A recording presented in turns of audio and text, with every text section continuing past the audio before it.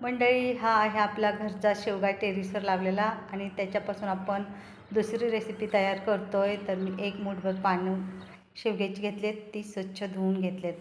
टोमॅटोसुद्धा माझ्या घरच्याच झाडांचा आहे।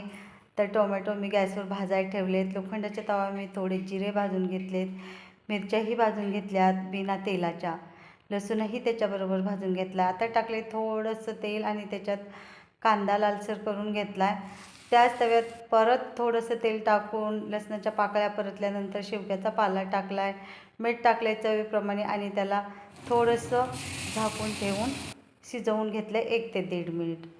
हे आपलं सगळं खमंग आणि खरपूस साहित्य भाजून झाल्यानंतर थंड होऊ द्यायचे आणि चवीप्रमाणे मीठ टाकून आपल्याला ते भरड वाटून घ्यायचे। तोपर्यंत मी इकडे 2 भाकरी केले ज्वारीच्या पिठाच्या आणि हा पहा मस्त झणझणीत ठेचा तयार झाला आहे। आणि ही शेवग्याच्या पानांची पहिली रेसिपी।